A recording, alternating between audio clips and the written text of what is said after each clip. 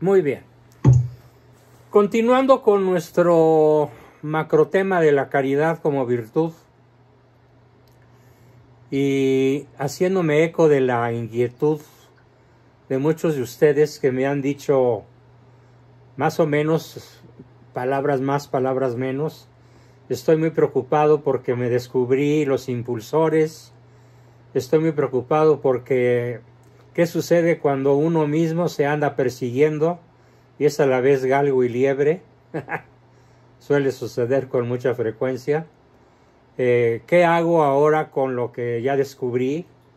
¿Qué alternativas tengo para elevar mi calidad de vida? Que finalmente pues es el título de nuestro taller, aprendiendo la mejor versión de nosotros mismos. Y haciéndome eco pues de todas esas inquietudes del grupo, pero además ya estaba programado, hoy nos toca ver lo contrario de los impulsores. Y lo contrario de los impulsores, perdón, voy a silenciar al grupo, lo contrario de los impulsores, pues se llaman, si quieren tomar nota, facilitadores. La palabra facilitador la podemos traducir como encontrar la línea del menor esfuerzo para incrementar la eficacia y la eficiencia en todo lo que hacemos. Aquí no se trata de buscar la línea del menor esfuerzo porque seamos flojos o perezosos o buenos para nada, sino porque en multitud de actividades humanas, para que éstas sean un beneficio propio y ajeno, un beneficio familiar, un beneficio social, colectivo e incluso nacional y hasta transnacional. Voy a tomar el ejemplo de lo que nos platicaba Ricardo hace rato, las granjas verticales. Las granjas verticales son una manera fácil de lograr de 20 a 25 veces más del producto agrícola que ustedes quieran. Trigo, maíz, sorgo, alfalfa, qué sé yo. No soy versado en esa cuestión a escala de agricultor, pero conozco, las he visto en Guanajuato, las granjas verticales, y son verdaderamente una maravilla de que a alguien se le ocurrió una manera más fácil, una manera más simple, más eficaz, más eficiente. Recuerden la definición de eficiencia, hacer más con menos. Entonces, aplicándolo a lo opuesto, a los impulsores al fracaso, tenemos pues los facilitadores hacia el éxito. Los facilitadores para desarrollar un argumento triunfador. No un argumento ganador simplemente, sino un argumento verdaderamente triunfador. Recordando que la palabra triunfo es muchísimo más rica, muchísimo más valiosa que la palabra ganar. Triunfar es mejor que ganar. Ya hablaremos en su momento de por qué y cómo. Bien, vamos a hacer una comparación para empezar entre impulsores y virtudes. Esta es la introducción, la comparación entre impulsores y virtudes. Es la introducción a nuestro tema de hoy, donde empezamos a ver los facilitadores hacia el triunfo. Existen 8 diferencias extraordinariamente notables, en tanto diferencias entre los impulsores al fracaso y las virtudes o facilitadores hacia el triunfo. Recordando que en nuestra cultura, como en cualquier otra cultura humana, los impulsores se cuelan, se meten en las familias, en las personas, o como uno de ustedes me lo decía hoy, me di cuenta de que traigo mi propia liebre dentro. Se meten dentro de nosotros, atendiendo a multitud de factores que así lo empujan, que así lo fabrican, malamente, desde luego. Entonces, comparemos impulsores al fracaso contra virtudes o facilitadores para el triunfo. Primera diferencia. Van a ser 8 diferencias. La primera diferencia es que el impulsor se vive como una exigencia absoluta, autócrata y unilateral. Ya sea que la persona lo sienta en carne propia, como esos que traen el apúrate y no pueden ir despacio nunca, y todo lo tienen que hacer a la velocidad del rayo o entran en angustia. Y esto es una exigencia absoluta, autócrata y unilateral, que la propia persona se coloca encima, pero también se la puede colocar a otro. Y también será vivida por el otro, por el hijo, que es el frecuentemente más afectado, será vivido como una exigencia absoluta, autócrata y unilateral. Ese es el impulsor, primera nota del impulsor. Ahora vamos a ver las notas, la nota opuesta a lo que acabo de decir, que se llamaría facilitador para el triunfo. El facilitador para el triunfo se propone al prójimo y a uno mismo como una opción voluntaria. Hoy vi una cosa asombrosa en Internet, hablando de las maravillas que nos brinda Internet cuando sabemos navegar sin naufragar. Encontré, ahora sí que casualmente o providencialmente, esa pintura maravillosa de la Capilla Sixtina, en la cual Dios extiende su dedo para crear al hombre. Pero la historia asociada a esta formidable pintura de la Capilla Sixtina, la historia asociada me dejó patitieso, me dejó realmente asombrado.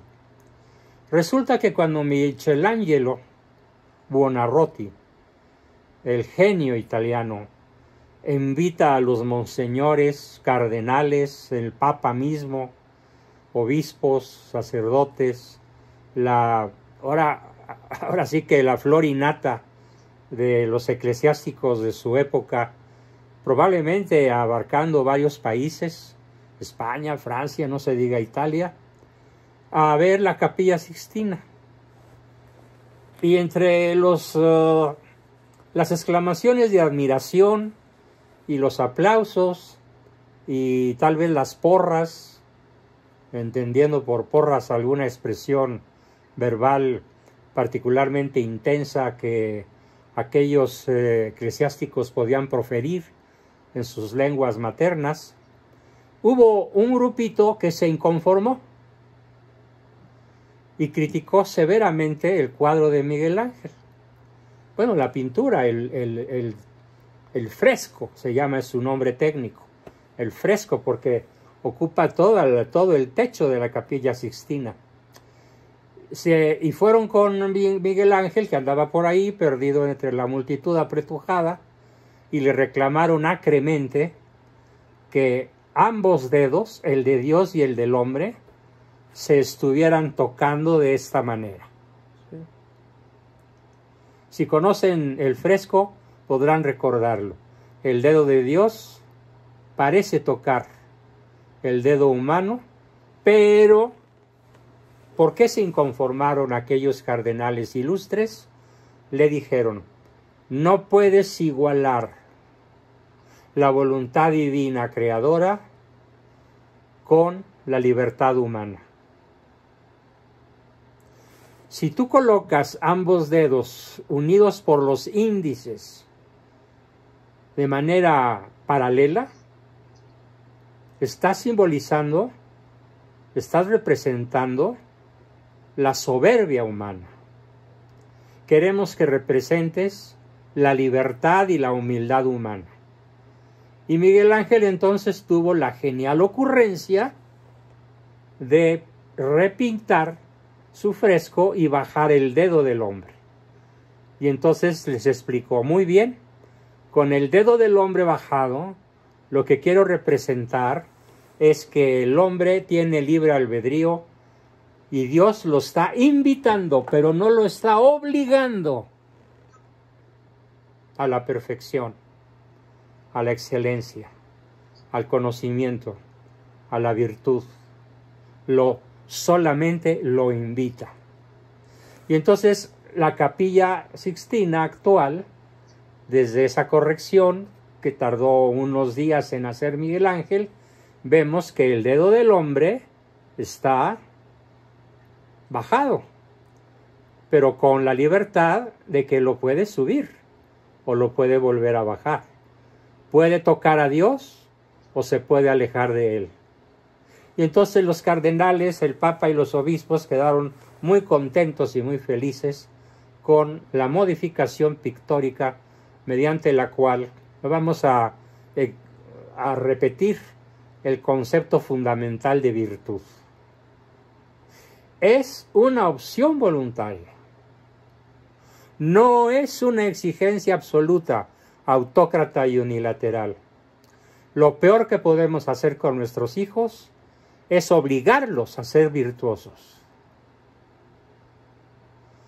O a nuestro cónyuge, o a nuestros trabajadores, o a nuestro quien sea.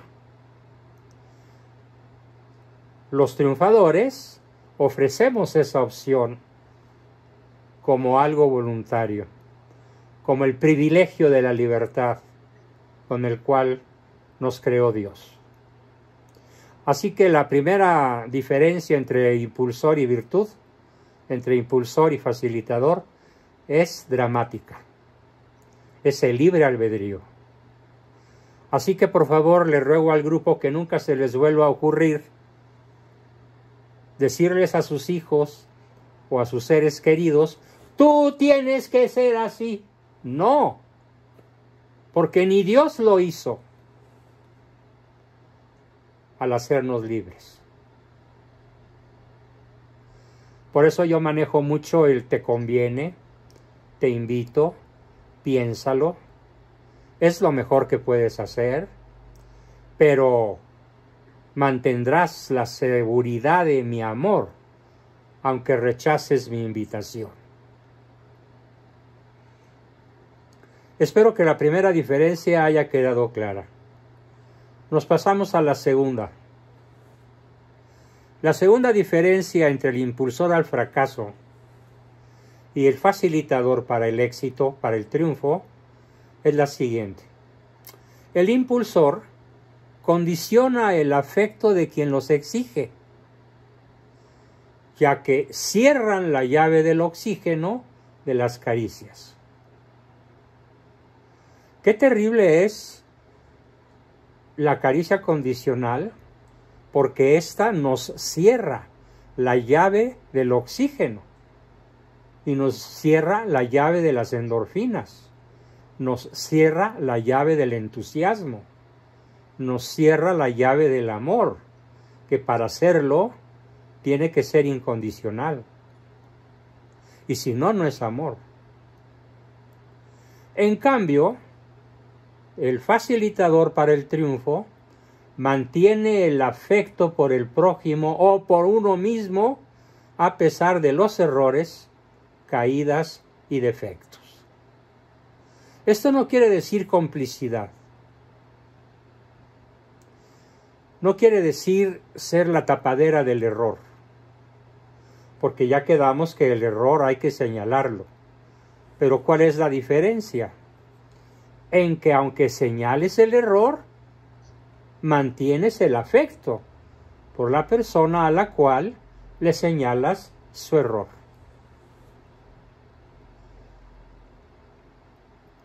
Hoy tuve una discusión muy intensa, larga, profunda, con una persona a la que puedo calificar de sedevacantista, porque sostiene que no hay papa desde Pablo VI. y pone en tela de juicio el hecho de que el bautismo que nosotros recibimos, digamos los menores de 60 años, los mayores, perdón, de 60 años, hayamos recibido un bautismo inválido y que no haya auténtica Eucaristía cuando vamos a misa a comulgar. ¿Por qué? Porque según él, Pablo VI fue un papa inauténtico, ilegítimo. Y si esto es así, pues toda la cadena de papas posteriores, incluyendo a San Juan Pablo II, santo, pues no son papas. La discusión fue fuerte, pero ambos mantuvimos la cortesía. Y al final nos despedimos de manera respetuosa y con signos de aceptación a la persona, aunque ambos radicalmente estamos militando en campos opuestos. Él como sedevacantista y yo como un historiador que conoce que el Papa nunca ha sido ni será hereje, porque las puertas del infierno no prevalecerán. Entonces el impulsor retira el afecto, cierra las llaves del oxígeno. El facilitador mantiene el afecto, mantiene las caricias, mantiene la relación y no hay ruptura. Con nadie se da la ruptura. Esta es la segunda y maravillosa diferencia entre el impulsor al fracaso y el facilitador para el triunfo. Veamos la tercera. En la tercera diferencia, el impulsor eleva indefinidamente y ad infinitum los niveles de exigencia. De tal manera que en el impulsor, cuando ya logras el parámetro que la liebre fijó, la liebre con un gracioso salto hacia adelante, te dice, pero todavía no me alcanzas y voy a correr más rápido a fin de que nunca me alcances. Y así es. Elevan indefinidamente los niveles de exigencia. ¿Y qué hace el facilitador? Lo contrario, acepta de antemano las limitaciones humanas. Y entonces es predecible el error. Es predecible que por ejemplo, es predecible que de cada 1.000.000 de unidades de cualquier marca automovilística pueda haber 10.000 con defectos severos, o 5.000 o las que sean. Es predecible. Es predecible, según la ley de Pareto, perdón, me equivoqué, no es la ley de Pareto, es la ley de otro señor, pero en estos momentos me bloqueó la cabeza y no recuerdo el nombre de la ley. Dice esta ley que si puede fallar, ten por seguro que en algún momento fallará. ¿Y cómo podemos Ley de Murphy. Ley de Murphy, gracias Ricardo. ¿Y cómo podemos definir al ser humano? Pues como un ser falible, como un ser limitado. ¿Y por qué no puede ser perfecto? Pues porque no puede haber dos seres absolutos, no puede haber dos seres perfectos, porque uno sería menos perfecto que otro, y eso ya no marcaría la posibilidad de la perfección. Entonces, solo hay un ser perfecto y todos los demás somos imperfectos, contingentes, falibles, equivocables. ¿Qué hace la persona que vive los facilitadores? Acepta de antemano sus propias limitaciones y acepta de antemano las limitaciones propias de quienes lo rodean, de tal forma que no arma un drama cuando hay una equivocación, no la arma en grande, no se enfurece, no agrede, no ofende, por grave que sea el error de la persona amada. ¿Por qué? Porque ya aceptó de antemano que puede haber un choque, puede haber un accidente, puede haber una enfermedad, puede haber un error que cueste millones, puede haber una mala decisión tomada de buena fe, porque así somos los mortales. Y esto forma parte de una filosofía existencial, forma parte de una manera de abordar la vida, la realidad, y forma parte de una manera de ser feliz. ¡Qué infeliz es! Verás, qué infelicidad la de la persona que no está dispuesta a aceptarse como falible y tampoco a aceptar que los demás lo son.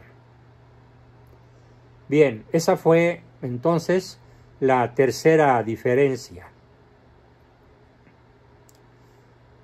1, 2, 3. La cuarta diferencia es que los impulsores producen ansiedad, producen angustia y por lo tanto neurosis.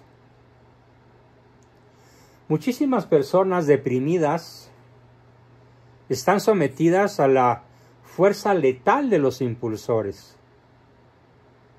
ya sea que se los tragaron en la niñez, ya sea que se buscaron un marido o una esposa que replica el modelo de los impulsores familiares paterno-maternos,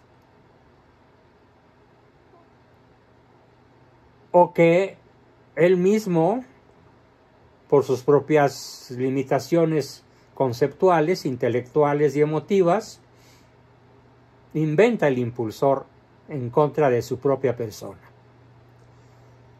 Aquí hay que diferenciar la ansiedad de la angustia,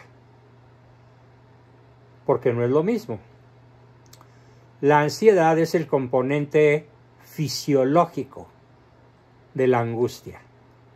La ansiedad produce entonces piloerección, literalmente los pelos se paran de punta, los pelos de la cabeza, del antebrazo, donde quiera que tengamos vello, hay piloerección, al haber contracción muscular.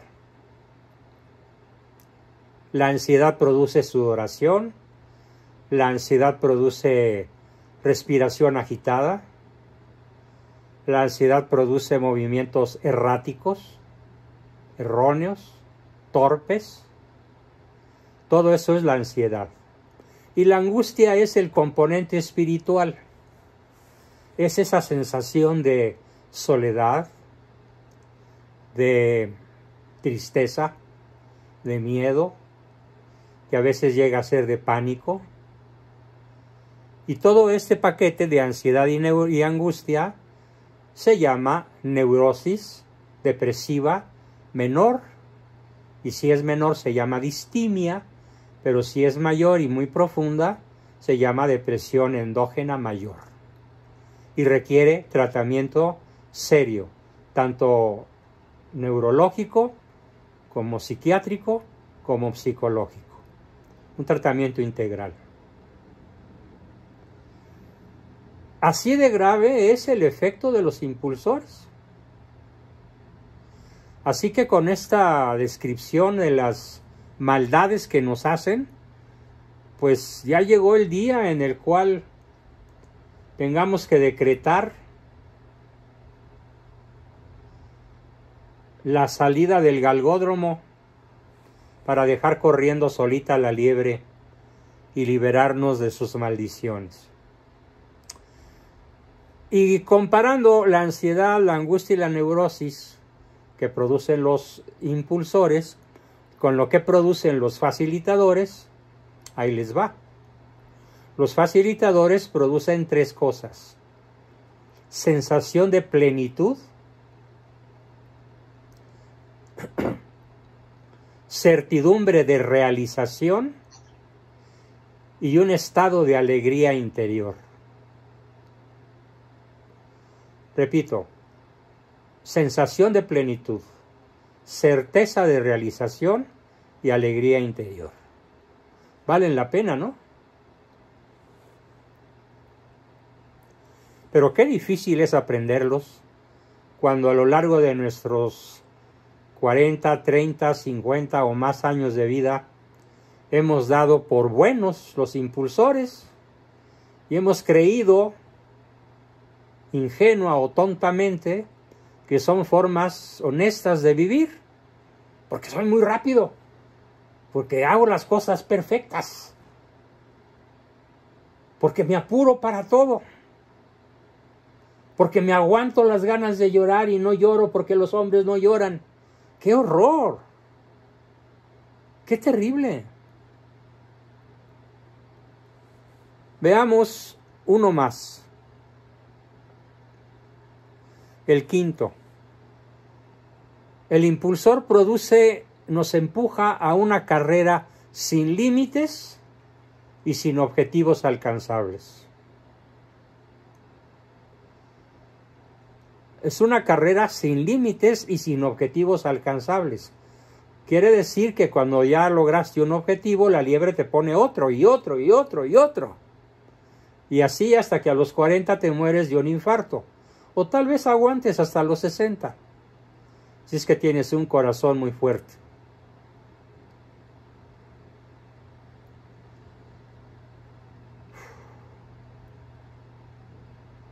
En cambio, el facilitador, en vez de impulsar una carrera sin límites y sin objetivos, el facilitador ayuda a realizar un plan de vida y carrera equilibrados, con límites y con objetivos claros, alcanzables y tangibles. Claros, alcanzables y tangibles.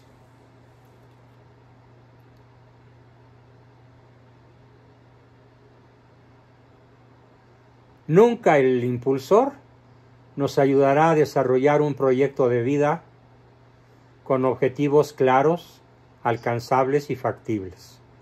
Solamente habrá una carrera sin límites y sin objetivos alcanzables.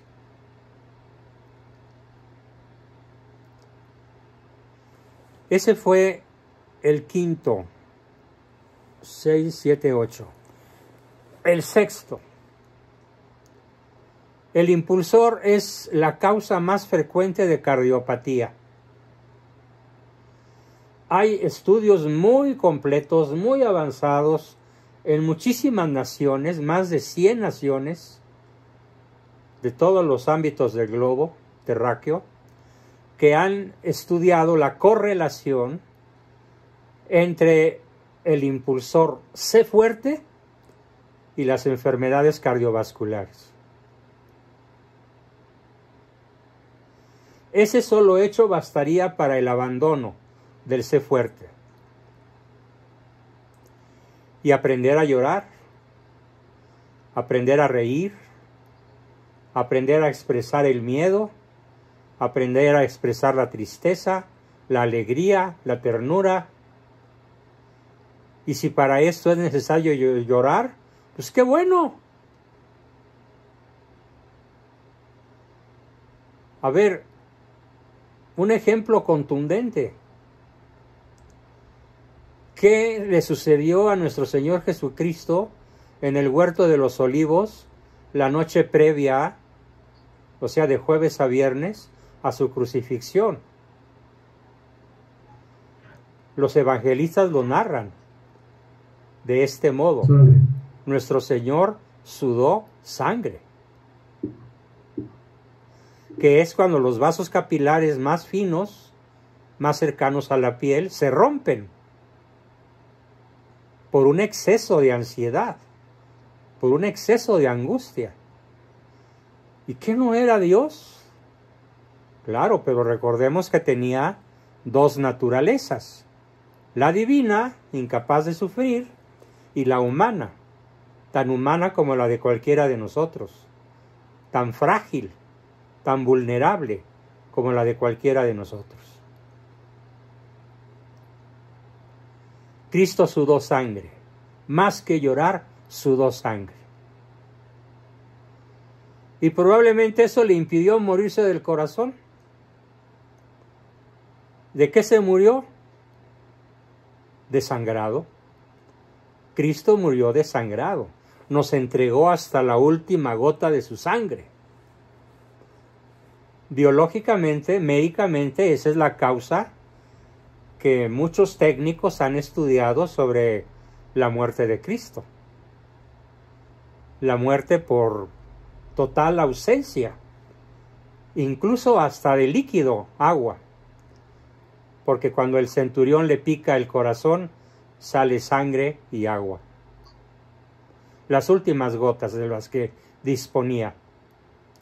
En su cuerpo enjuto y totalmente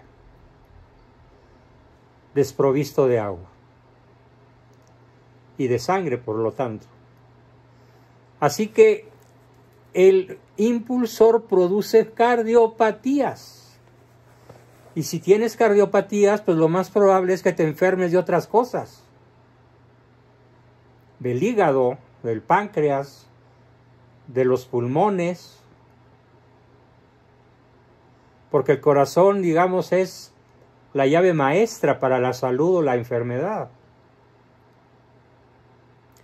En cambio, los facilitadores de suyo prolongan la vida productiva y creativa y además incrementan la salud integral, pero sobre todo nos proporcionan una longevidad lúcida.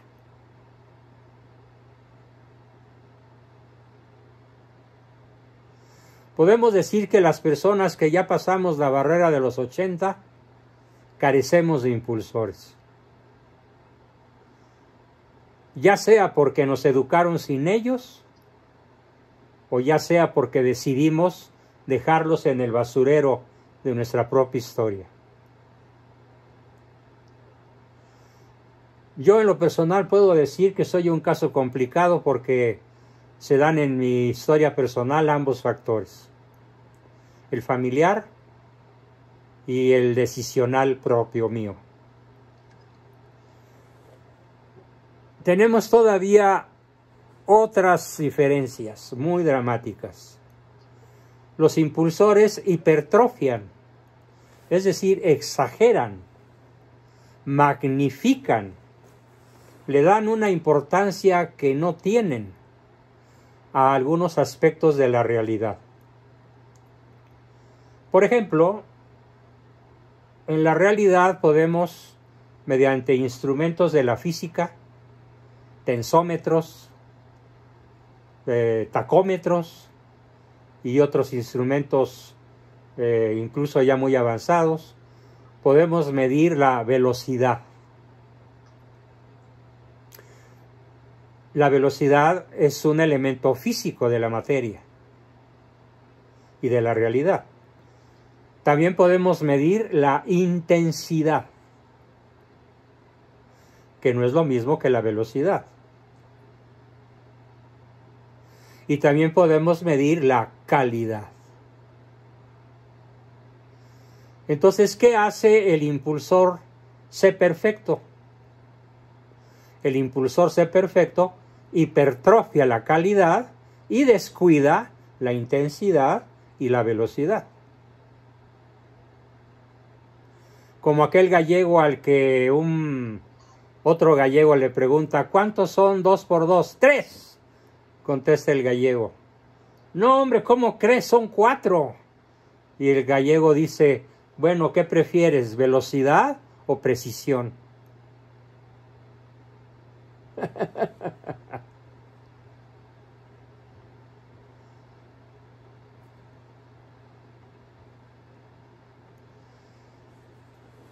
Hipertrofia, por ejemplo, el trata más que elemento hipertrofia, a costillas de la calidad y de la velocidad. Hipertrofia la cantidad, trata más, olvidando que el que mucho abarca poco aprieta.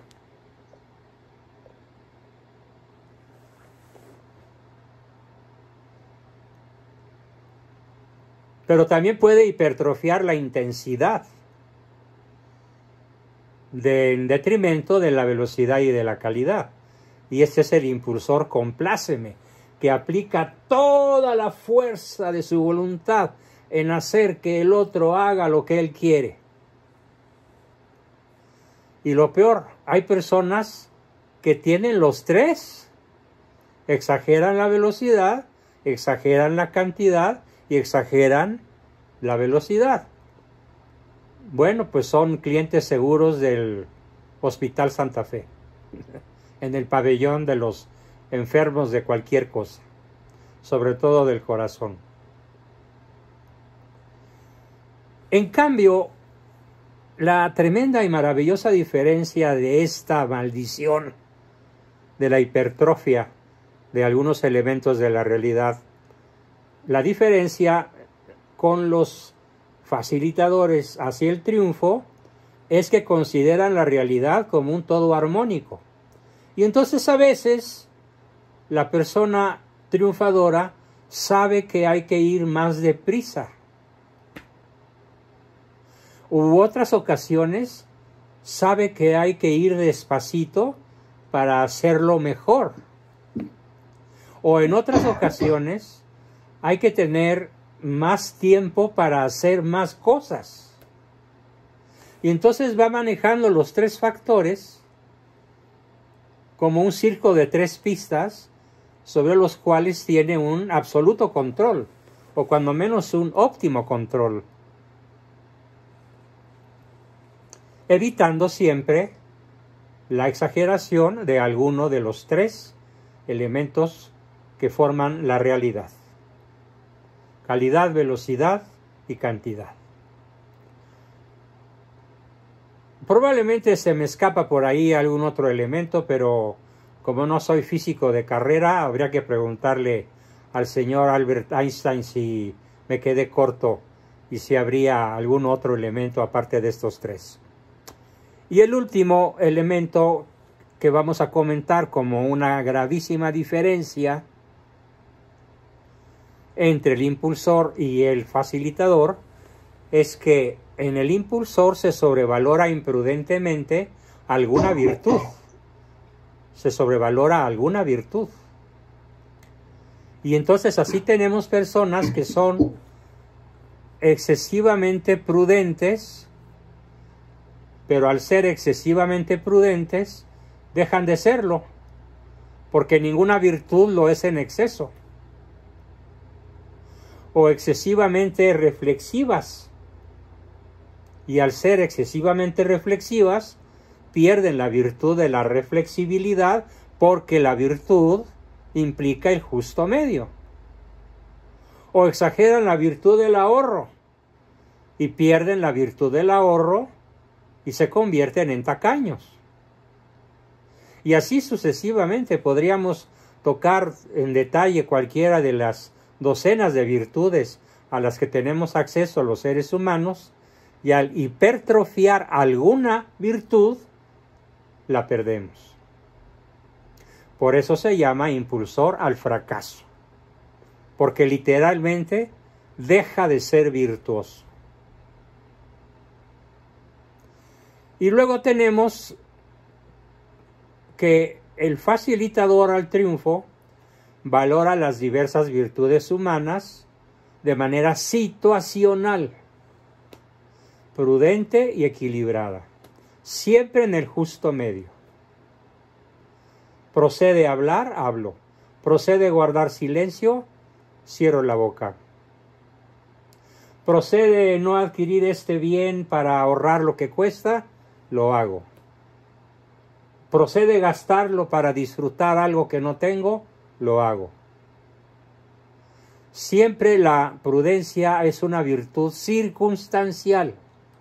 Depende de infinidad de factores para poder realizar el acto más prudente posible. Cosa que ignora radicalmente la persona que está sujeta a los impulsores.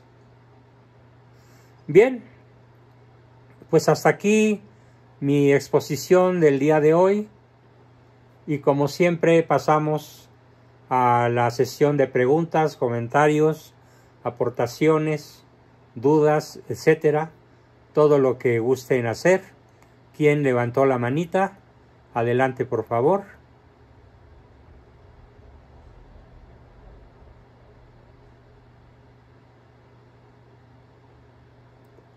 Recording stopped. ¿Quién dijo yo? Recording in progress.